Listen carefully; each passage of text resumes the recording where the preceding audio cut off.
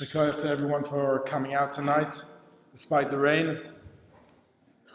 Rishus Rav Leff, Shlita, Rishus Rav Haber Shlita. It's an enormous covered for me, for Netzach Yisrael, and also for the Shul, to be able to introduce Rav Leff this evening.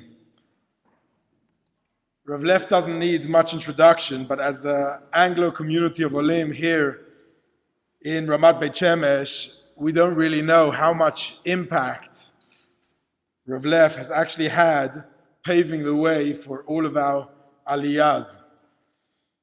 As a Rav of a Kehillah in Miami, Rav Leff made aliyah in 1983, left a big Kehillah in Miami before it was fashionable to make aliyah. And he moved to Moshav Matityahu, where there was roughly 1 million of families. And from there, from Moshav Matityahu, Binet Torah, from there, Rav Leff began teaching, or continued teaching, and really has impacted all of us. Ramat Beit Shemesh is made up of so many Olim, for whom Rav Leff really is a guiding inspiration. Just a very, very short personal story, how Rav Leff actually had direct impact on me, on us being here today. The year was 2006. We were living in Baltimore. I was learning in Ner Yisrael. And Rav Leff was passing through, giving some shiurim. And we requested a late night meeting, myself and my wife, of course.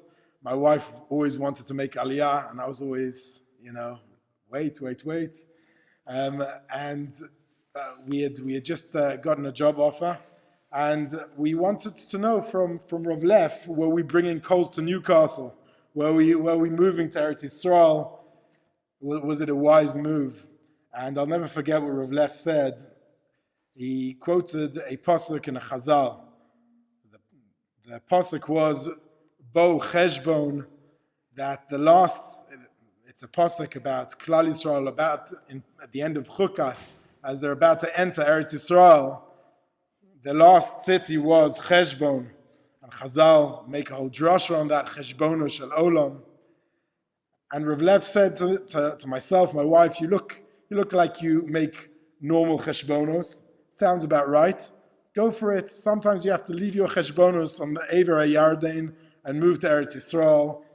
Not crazy jumps, but sometimes not every single detail has to fit in, and the rest is history.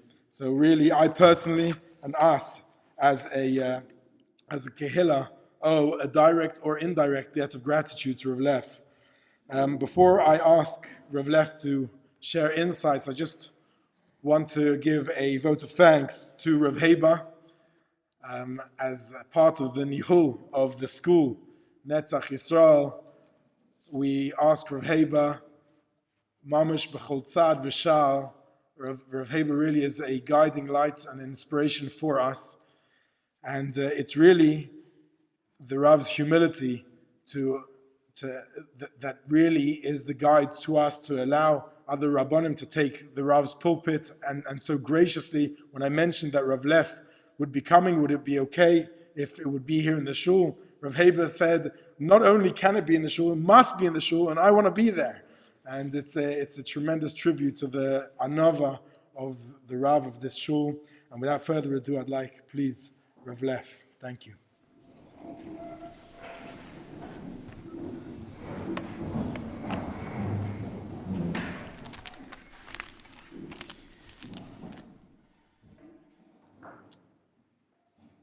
I'll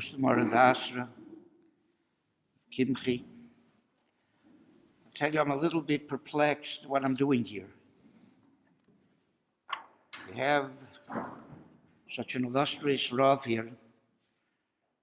I make it my business to listen to his Parsha Dvar Torah every week, which are very excellent. And he is the Miyasid of this Kehillas Shivtei Yeshurun. And the Meyassid of the school. If they wanted to bring somebody from the outside, they could have brought Rav Kimchi's father, one of the Choshev Rabbonim in London.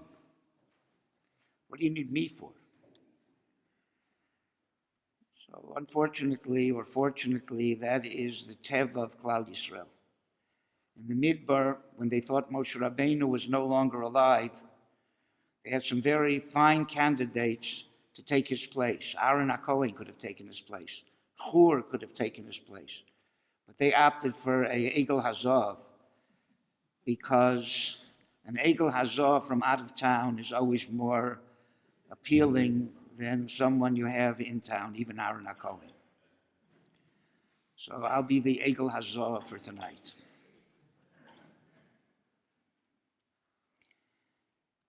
I did not hesitate, however, to accept the invitation. First of all, ein mesarvin legadol. Don't refuse important people. And also, I have a hakaras hatov. I have a grandson, Benjamin Beinish Yakovson, who is a student at the school. So, as a hakaras hatov for the very, very fine education he's getting, I could not say no, so I'm here. What you're going to gain from that, I don't know, but at least you know why I'm here.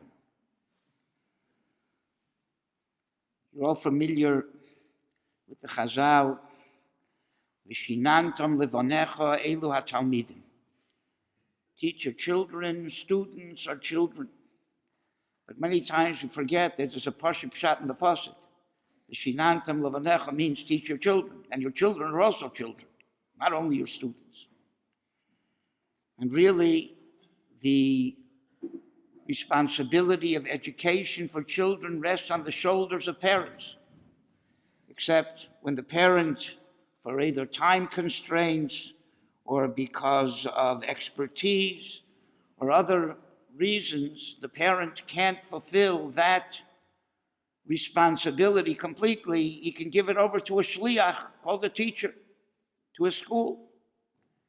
But there has to always be a partnership between the school and the teachers and the parents. Tonight, I would like to give a little bit of an understanding of what that partnership is. The parents can be involved in the education of their children together with the school in three ways. One, they can prepare the child to be able to get the most out of the education of the teachers. Secondly, they can add and append to what the school is giving the child. And thirdly, they can strengthen and give support to what the school is doing. I'd like to discuss each of these aspects separately. First of all, preparing a child for his education in a school. What is that preparation? The foundation of all education, for that matter of all Torah, is a Jewish home. The Shechina rested in Klal Yisrael mibein shnei akruvim. Didn't rest in the Beis Hamikdash. The Beis Hamikdash was only a means and a catalyst to be able to bring the Shechina v'shachanti b'socham. Where was the Shechina in Klal Yisrael? Mibein shnei akruvim. Chazal say the kruvim, one represented a man and the other a woman, husband and wife, and had the face of children. There you got the whole home. That was what the Shechina was. The Shechina wasn't the Jewish home. It's interesting, Hanukkah is coming up. I would think if we want to make a remembrance, commemorate the miracle that happened in the menorah was in the Beis HaMikdash. So the mitzvah should have been in shul, mikdash ma'at. There is no such mitzvah. It's only a minig. Nobody's yotzei hadlakas neiros in the shul. It's only a minig. Where is the continuation of the Beis HaMikdash and the menorah? In the home? So the Jewish home is the place which begins a child's foundation for education. And therefore, we don't have a mikdash and the Knesset and a medrash. We have a beis hamidrash and a beis haknesses and a beis hamikdash. Yaakov Avinu, his name stuck to the beis hamikdash, as we learned last week. Lo kavrom shekoro har v'lo kiyitzo shekoro sodeh. They referred to the beis hamikdash with other terms, other ideas. Ela ki Yaakov shekoro bayis. So the Jewish home, the bayis, is the foundation of a child's education. Before he can go to a beis hasefer, he has to have a bayis at home to give him the foundation. What is a Jewish home? Jewish home can be represented by a house. The house has mechitzos. It has partitions, walls. One function of the wall is to create an inner sanctum. If we would be sitting outside, besides the fact that it would be nice and cold, we'd also be in the Reshus HaRabim. These walls create an inner sanctum, Reshus HaYochid. That is the first function of a Jewish home, the concept of tznius. That the ikr, the whole concept of tznius is whenever there is an attractive external, and you could be misled to think that that is the ikr. We cover the external in order to say the internal values here are more important than what you can see on the outside. If I were to ask you, how many things does the Rebbeinu Shalom want from us to do and not to do? She'd probably tell me 613. But those are only the main categories. There's branches and sub-branches, a lot of things. Every time you turn around, the Rebbeinu Shalom wants something else. Do this, don't do that, eat this, don't eat that, wear this, don't wear that. But it's not true. The Rebbeinu Shalom being the ultimate one, everything that about him is one. The Rebbeinu Shalom doesn't want a lot of things. The Rebbeinu Shalom wants one thing. And the Torah says what that is. Mo Hashem Elokecha shoel mimach, ki im liyiras Hashem Elokecha. He wants you to be a Yirei Shamayim. Hein Yiras Hashem. Hein Beloshen Yevoni is uni. One. That's all. What does that mean to be a Yirei Hashem? That every second of our lives, every single thing that we are doing, thinking, speaking, is done in a way that reflects godliness, that reflects the fact that we are a Tselem Elokim, and that we are a member of a Mamleches Kohanim V'Goy Kadosh. That's all the Rebbeinu Shalom wants. Every second, whatever we are doing, thinking, and speaking, reflects all of that. That's impossible for us to address. And therefore, the Rebbeinu Shalom did us a favor. And he broke it down into what he calls mitzvahs. But the mitzvahs are merely ways of fulfilling that one united Ratzon Hashem. I always like to give the example. You take a gigantic light bulb, which is too bright and too big to look at. Impossible to look at. It's too bright, it's too big. So you enclose it in a globe, and you cut 613 little windows all around the globe. Through each little window, you can see one small portion of the light bulb, which is seeable. But there's only one light bulb. How do you know what the whole light bulb looks like? If you look through all 613 windows consecutively, you'll get a composite picture of the light bulb. That's mitzvahs. Each mitzvah teaches me something else about that all-encompassing will of God that applies to my entire life and standards and values and lifestyle. That's what Torah is. And therefore, there's more to Torah than doing a bunch of things. It's not a bunch of do's and don'ts. It's creating a lifestyle, values and standards and goals in life. The mitzvahs being the guidepost to that kind of lifestyle. And therefore the Torah speaks sometimes about Shmiya Likol Hashem, to listen to HaKadosh Baruch Hu, And sometimes it speaks about Shmiya Bikol Hashem, listening into what the Rebbeinu Shalom said. The mitzvah opens that window to what God's will is that applies to my entire life, my lifestyle, my character, my personality. So first you have to listen Likol Hashem. You have to do the mitzvah with great dikduk, to do it properly. But it doesn't end there. Once you do that, you open that window. And now you're supposed to look and see, okay, what is this mitzvah supposed to teach me about my entire lifestyle, my values, my standards, and so on. That's called Shmiya Bikol Hashem. And it's possible for a person to listen to Hashem, but not to listen into what the Rebbeinu Shalom wants, miss the point completely. Heard this story from my day school principal, Rabbi Alexander Gross, Zecher Tzadik Livrocha, principal of the Hebrew Academy of Greater Miami. The school is named for him now. I must have been 14, 15 years old. He told me this Maisa. His Rebbe, Rav Shagafayvel Mengelovich, was once invited Friday night to eat by a balabas who wanted the kavod of this Rosh Yeshiva eating in his home. And the men came home from shul. The man knocked on his door, opened the door, looked inside, and turned white, was ready to faint. Shagafayvel said there must be something really wrong at the other side of that door. And I was curious, he says, so I looked in. And right away I saw the problem. The house was a mess. The table wasn't set. And the housewife looked like she just came from Mars. He said, I right away surmised what the problem was. This poor woman was tired from preparing for Shabbos. She must have said to herself, I'm going to lie down for a few minutes and get up in plenty of time to put the house in order and set the table before the men come from shul.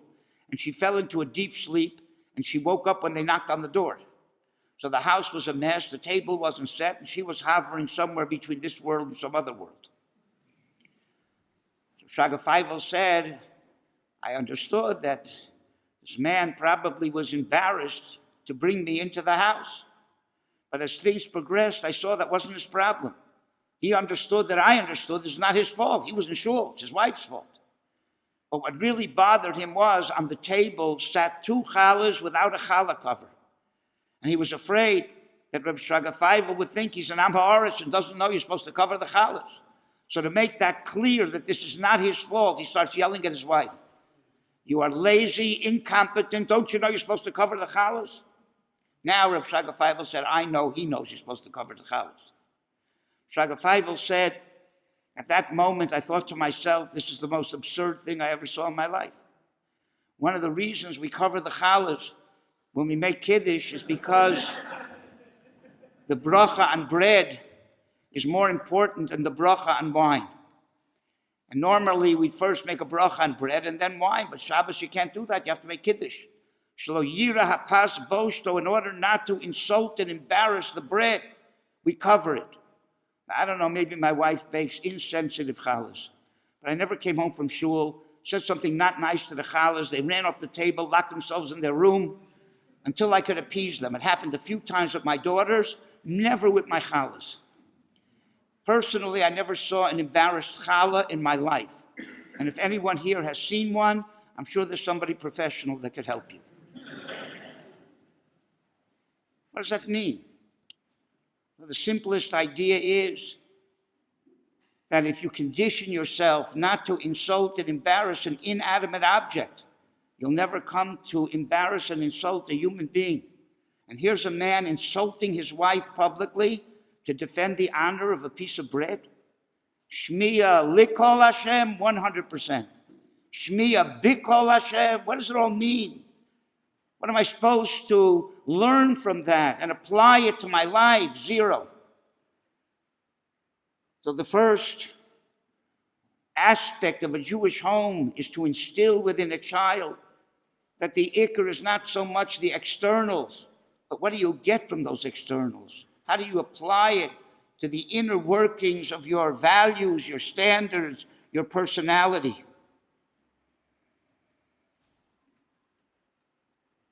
Second, another aspect of the house is a door. The door has two positions, closed and open. Let's talk about the closed door. Closed door tells me that the Jewish home has to be a place that protects those within from negative things that can come in from the outside, physical and more important spiritual things that have no place in a Jewish home. So you'll tell me that's pretty easy. How do you know what not to bring in your house? Go through the Shulchan Aruch, find out what's asur, and don't bring it in your house. Not so simple. Before we left Mitzrayim, the Rebbeinu Shem gave us a mitzvah to take gold and silver. Everybody knows that. But many people forget there was a third item to take, Egyptian clothing. And not only to take it, but the Torah says what to do with it. Put it on your children. Now, why in the world would the Rebbeinu Shem give us a mitzvah to take Egyptian clothing and put it on our children, when for 210 years, one of the zechuyos we had to leave Egypt was, lo shinu es malbusham, we didn't wear Egyptian clothing. I think the Rebbeinu Shem wanted to teach us a tremendous lesson. It must have been that clothing was 100% glatt kosher clothing. It wasn't shatnez, it wasn't not sanua. Anything that could be wrong with clothing wasn't wrong with that clothing, because otherwise they couldn't wear it. They surely couldn't put it on their children. But had they worn that 100% glatt kosher clothing the last 210 years in Egypt, they never would have gone out. Because in the desert where there are no Egyptians, you can judge the clothing on its own merits. And if it's kosher, it's kosher.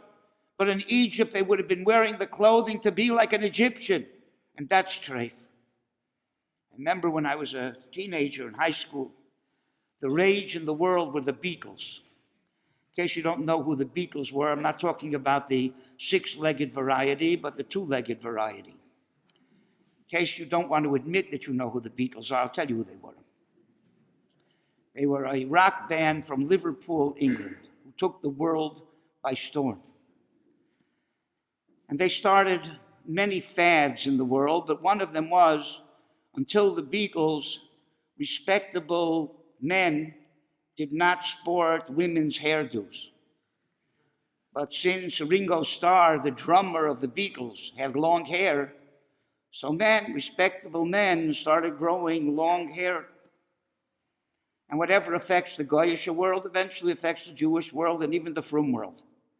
So I was in a Masifta high school in Miami, and some of my friends stopped taking haircuts. And after 3-4 months, it began looking like a co-ed school.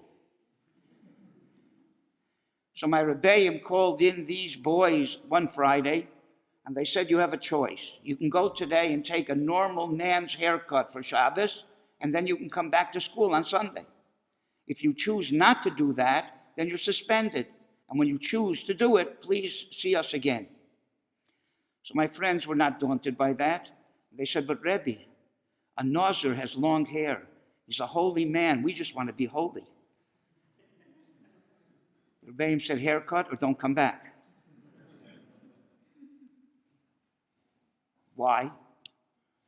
Because there may be nothing halachically wrong. Maybe yes, but maybe not. You can go through the 4 halakim of Shulchan Aruch, perhaps, and find nothing wrong with a man having long hair. Not in Hilchos Tefillin and not Hilchos Avodah Zarah. But if you're having long hair to be like the Beatles, it's straight v'chazer.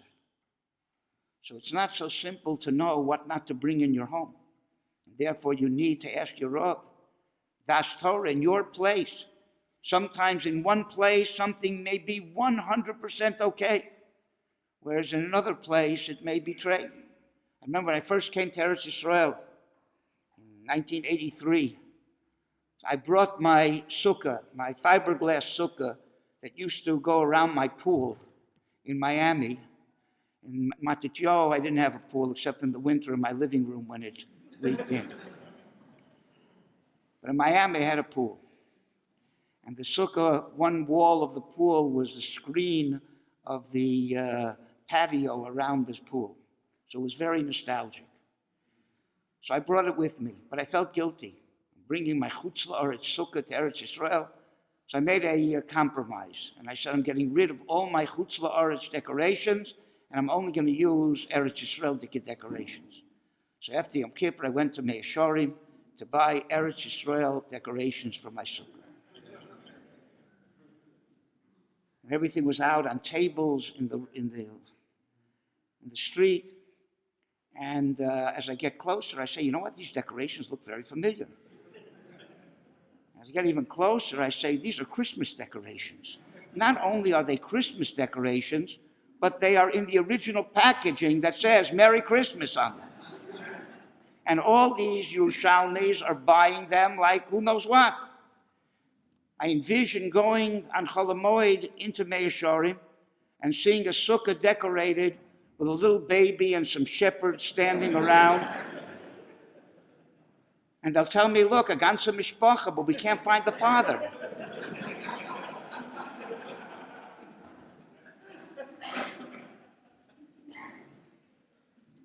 In Mea Shorim, that may be 100% okay. It's not chukas hagoyim, for they never saw a Christmas tree, they never saw a goy, they never saw a Christian, they saw Arabs. But those same decorations in New York, this time of year, may be chukas hagoyim. So what may be okay in one place may be treif in another place, and vice versa. So you need das Torah, you need your Rav to be able to guide you what in your place, in your time, is something that can be brought into your home and something that shouldn't have a place in a Jewish home.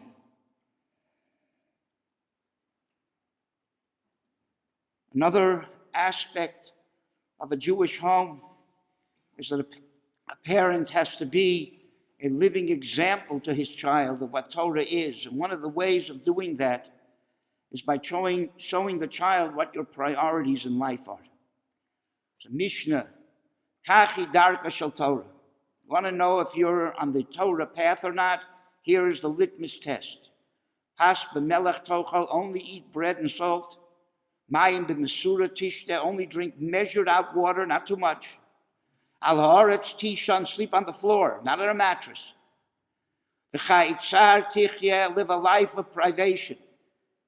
U'v'torah ata amel, if with all of that you're still occupying yourself with observing and learning Torah, then ashrecha v'tov lach, ashrecha b'olam hazeh v'tov lach lamabur. That is the litmus test if you're b'derech HaTorah. If that's the case, then I don't know too many people who are b'derech HaTorah. Surely I'm not. The only one I ever knew that slept on the floor was an old aunt I had who had back trouble. So she's the only person I ever knew really who was b'derech HaTorah. So what does it mean? So I think what it means is the following. You can eat steak and drink champagne and sleep on a Sealy mattress. But what would be if you couldn't have those creature comforts? How would you feel? So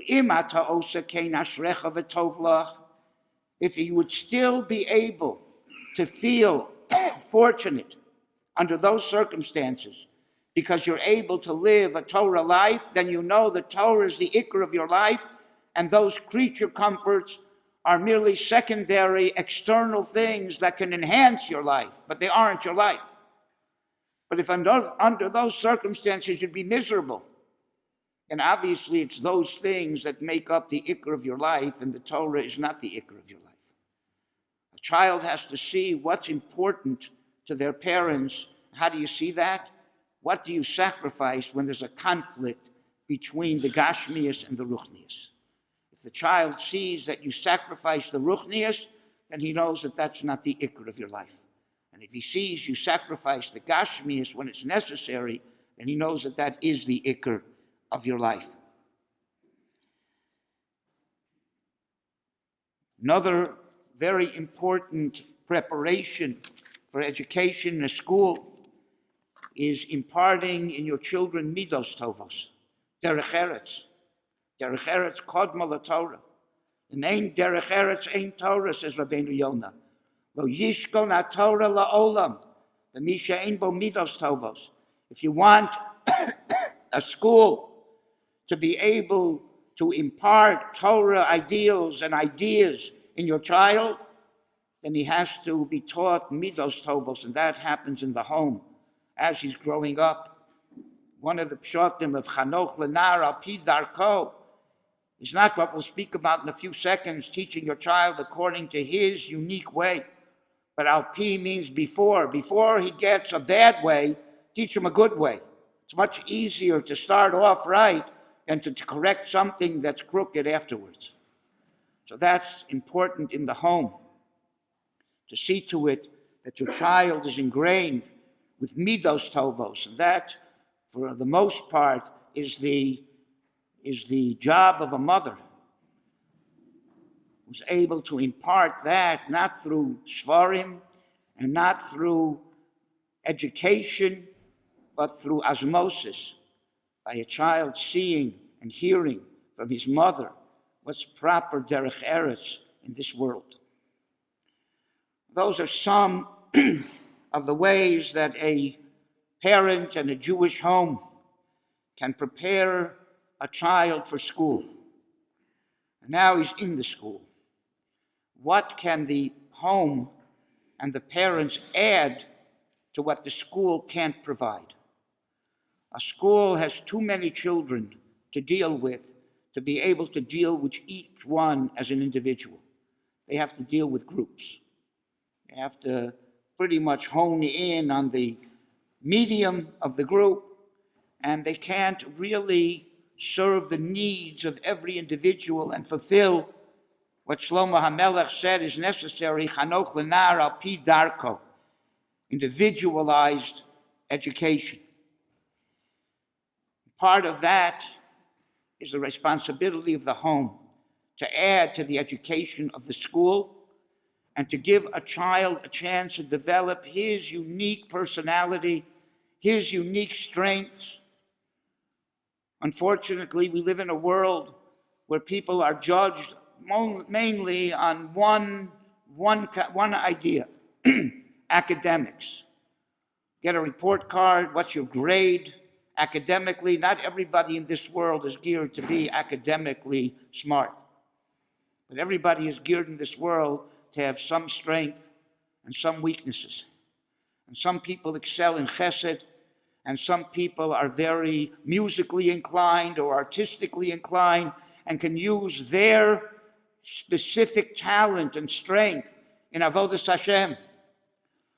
But schools, to the most part, don't recognize that.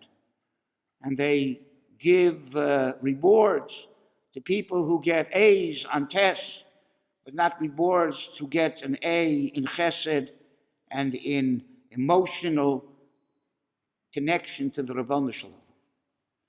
But a family, a parent can do that. When Yaakov Avinu wanted to bless his children, so he told them what they were.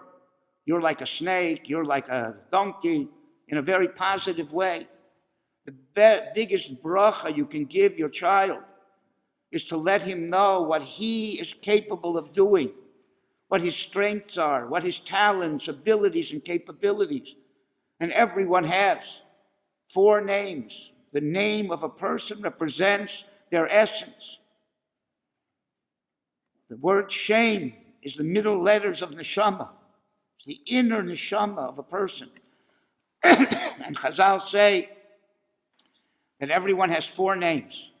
The name Hashem gives you, the name your parents give you, the name your friends give you, and the main name is the one you make for yourself. The way I understand that is, people have many talents, abilities, and capabilities. Some of them are part of their neshama from its very inception. That's the name that God gave you. Those talents, abilities, and capabilities.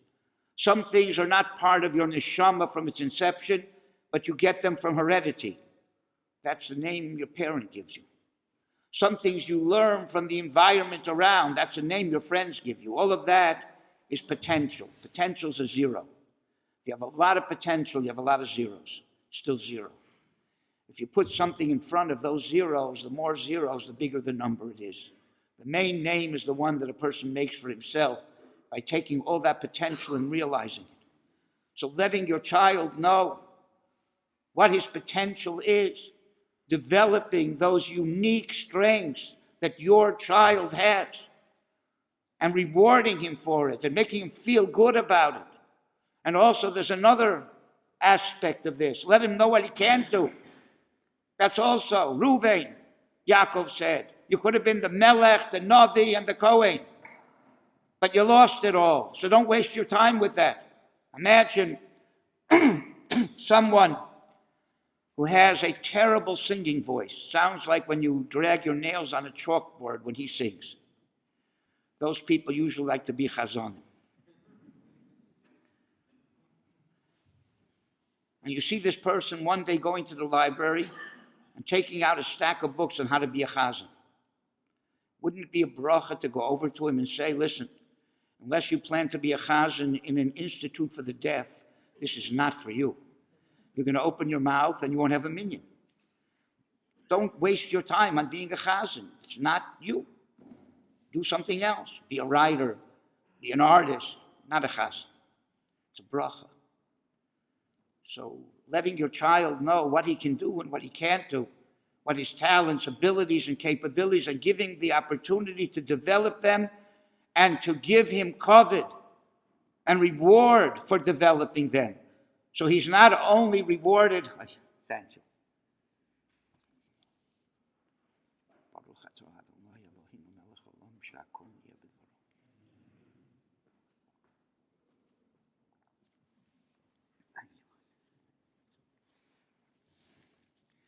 He's not only rewarded with a report card that has a letter or a number that tells you how academic he is, but he's rewarded and given kavod for what he personally and individually can be. The home also has to give a child she'ifos, has to give him aspirations to grow constantly. Yaakov Avinu dreamt of a ladder that's head was in the heavens and his feet were on the ground. That represents she'ifah, it represents aspirations to grow, to become better, to have better midos, to know more, to be a bit better Eved Hashem. Person constantly has to grow in Yiddishkeit. You can't stagnate. My Rosh Yeshiva of Gifter Zatzal, to say there's a few Gemaras that have the same style. You can ask the same question and give the same answer to all of them. For instance, the Gemara says, Harot Salahachkim Yadrin. If you want to be a Chacham, daven to the south. He said the Gemara doesn't speak verbosely. It says everything in the most concise way. Why don't you just say, Hayadrim Yachkim? If you daven to the south, you'll be a chacham. Why do you have to have a whole hakdama, harot salahachkim yadrim? So, because if you don't want to be a chacham, you can daven to the south 1,000 times a day. You'll never be a chacham. Everything starts with a desire, with an aspiration. Harot salahachkim. You want to be a chacham? There's things you can do to be a chacham. You don't want to be a chacham? Then there's nothing you can do that'll make you a chacham. But there is another condition to that. That is that you have to have a program. They tell the story of a person who wanted to be a multimillionaire. And he knew that the only way, b'derech hateva, that he could be a multimillionaire is if he won the lottery. So he used to daven 3 times a day with tears, begging, please, Rebbeinu Shalom, let me win the lottery. Let me win the lottery. I promise you. Half the money right away would go to tzedakah. The other half I'd only use for good things. You, Rebbeinu Shalom, will gain if I become a millionaire. So please, let me win the lottery. And this went on for 20 years, 3 times a day.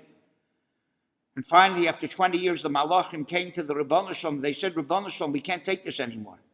Every day we've got to listen to this guy beg, let me win the lottery. He sounds sincere. Rebbeinu Shalom, what would be so terrible if you let him win the lottery?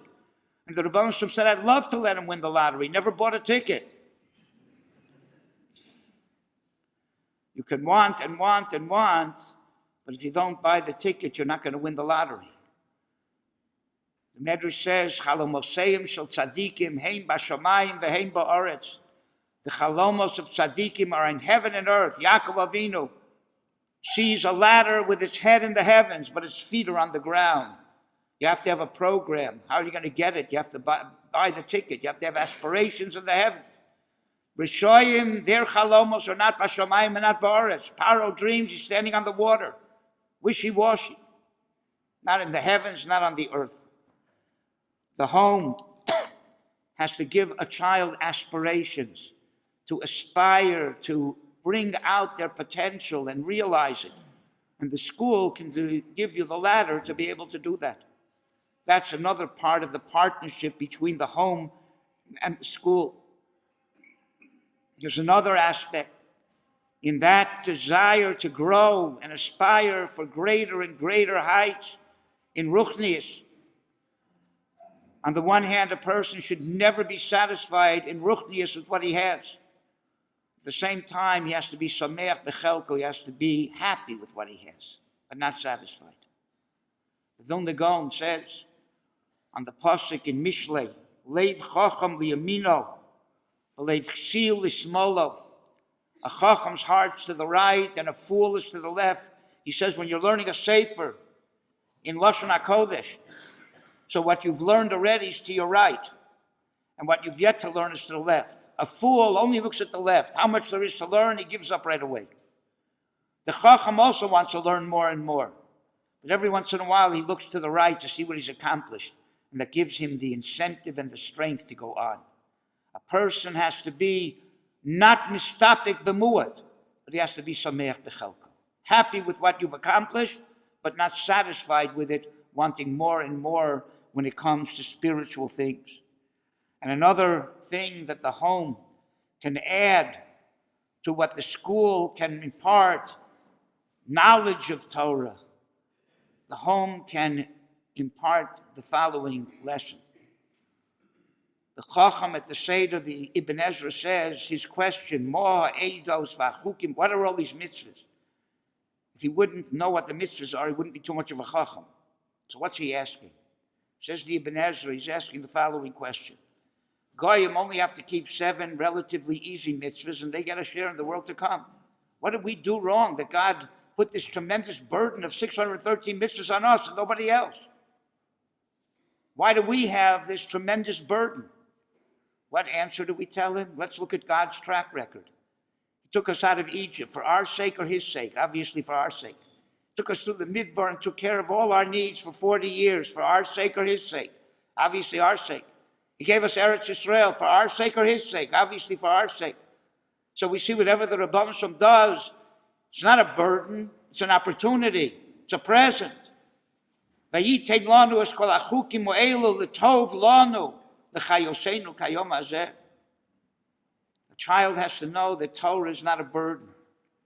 It's an opportunity. It's a present. But that doesn't mean that it's fun. Sometimes I sit with my grandchildren and we watch Uncle Moshe. Familiar with Uncle Moshe, very nice person. I know him personally. But sometimes I don't like the message. Uncle Moshe tells these children that it's fun to be a Torah mitzvah boy and a mitzvah girl. It's fun.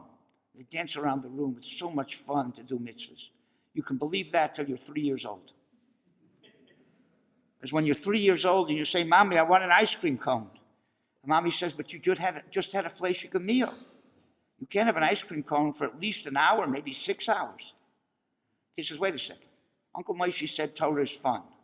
This is not fun, waiting an hour for an ice cream cone. And I'll tell you a secret. There are a lot of things in the Torah that are a lot less fun than waiting an hour for an ice cream cone. So what is it? Is Torah benefit, fun? Moshe Feinstein said that a whole generation in America was lost to Shmira Shabbos from parents who were Moser Nefesh for Shabbos. Parents who came in the beginning of the 1900s expecting to find gold in the streets in New York. They couldn't find a job. And even if they had a job, it didn't provide with a great living. And even if they were making a living, they found out if they didn't show up to work on Shabbos, they didn't have a job on Monday. And many succumbed and couldn't stand the test.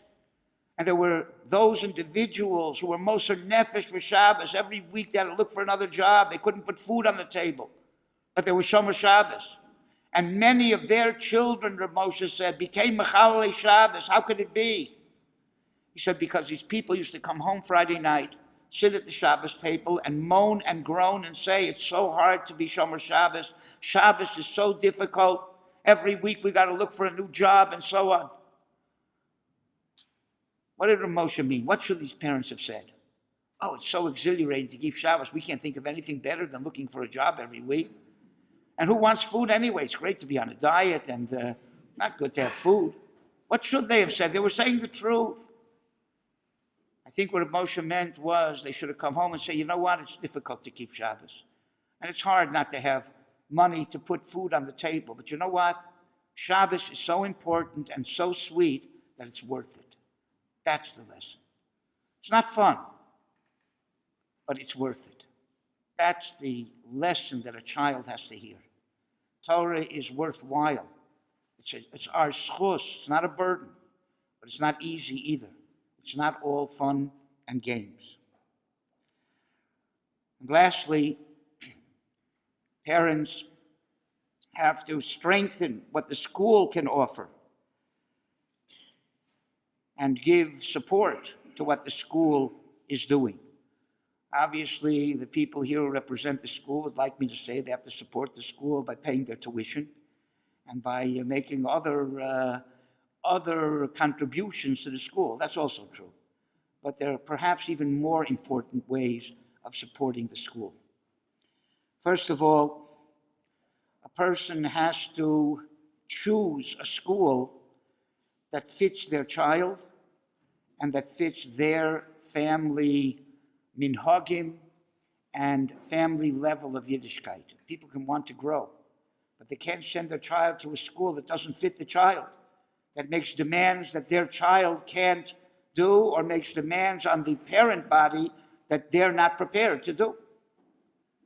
Shamshon Hirsch says, when the Medrash says that until Yaakov and Esav were 13, no one paid attention to them. They both went to school and came home from school. He says that's a critique of Yitzchak and Rivka. How could you send Yaakov and Esav to the same school? A school that would be good for an Esav would be anathema to Yaakov, the opposite. Esav needed a field school out in the wilderness, hands-on education. And Yaakov had to sit in a room with a shtender and learn. Different children. So a parent has a responsibility to choose a school that will give a child and the family the ability to grow, but that fits the family, not going to be at odds constantly. Another idea is that the parents have to speak highly of the teachers and the administration of the school and never contradict them in front of the child. Because as soon as you denigrate your child's teacher or their administration, you are destroying the chance of that school being mechanech your child. Because the child takes it even one step further or 10 steps further and has no respect for authority and no respect for his teachers. If he doesn't have respect, he can't learn anything from them. At the same time, you have to let your child know that you are there to help him and protect him. And if there is a problem, then you're on his side. But only after you speak to the teacher and you speak to the Hanhala and you get the real story. And then you're able to go there and be a bat for your child, not necessarily to do exactly what he wants you to do, but to do what's best for him.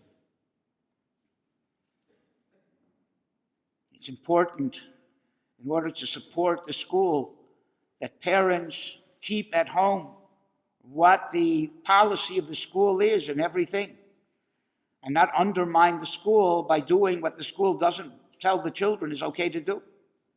Because the children see a double standard, it definitely is not positive for their education. And for all of these things, a person needs a Rav and a Kehillah. Baruch Hashem, you here are blessed with both, who will give you hadracha in all of these areas, because nothing is black and white when it comes to Yiddishkeit. Nothing. Rabbi Yisrael Salanter says there are no general rules in Torah, and even that's not a general rule. There are only details. Every person is different, every family is different, every community is different. And for that you need Hashofet Asher Shibiyomecha. Reb Chaim Shmulevitz says it's not a Nebuch. Really, it'd be nice to go to the Vilna Gaon, but he's no longer here. So we got to go to our Rav. No. If you could go to the Vilna Gaon, you wouldn't be allowed to. He doesn't understand this generation. He didn't live in this generation. Your Rav knows your community. He knows you. He's the one who can guide you. So you need a Kehillah, you need a Rav, and lastly, you need a lot of tefillah. You need to daven very good, especially mothers. Daven by licht, Erev Shabbos. They light candles. And daven for their children, that they should be successful. They should grow up to be Binet Torah and Binos Torah by keeping all of these and many, many other aspects that we weren't able to mention. But the main tefillah is not so much what you say to the Rabbanu Shalom, but as the Chafetz Chaim explains, Va'ani sefilasi, I am my tefillah. He says, what does that mean? He says, if somebody comes to collect for an institution, so they come in a nice suit, they have an attaché case, and they knock at your door, and you say, what can I do for you? I'd like to present this institution to you. Can I come in? You come in, he opens his briefcase, takes out a whole notebook and picture book of his institution. You take a look and see what you're going to contribute to. On the other hand, says the Chafetz Chaim, if somebody who hasn't eaten for 3 days is dressed in tattered clothing, comes groveling at your door, barely can knock at the door, and you look down, you don't say, excuse me, sir, what can I do for you? He doesn't come in and show you a book about poverty. You don't have to hear from him a word. You see what he needs. He's a poor man. Give him something to eat. So too says the Chafetz Chaim. David HaMelech said, Rabbanu Shalom, I don't have to tell you anything. Va'ani shvilasi, I'm my tefillah. You can see on me what I need, what I want, what my priorities in life are, what I need from you, Rabbanu Shalom. A child has to see on his parents what's the ikr, what do they want from him. A child has to understand that the parent wants that child to be successful, and they believe in the child, and they're faithful to the child. When a child sees that, he knows that's what his parents are praying for him, that he wants to fulfill that prayer by being the type of child that the parent pictures. Put all those things together and you have a very fine partnership between the home, between parents, and between children and the school.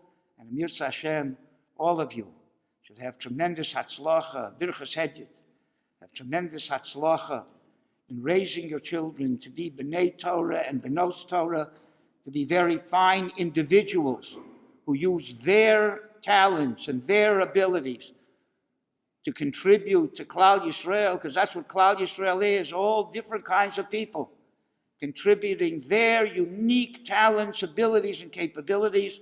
And in that schus, Yaakov Avinu chose to bless his children rather than to tell them when Mashiach is coming, because if you really take hold of those blessings and you develop your talents, abilities, and capabilities, that will bring Mashiach closer. I just want to end with a story that brings this out. There was a man reading a magazine, and his little 5-year-old was bothering him incessantly.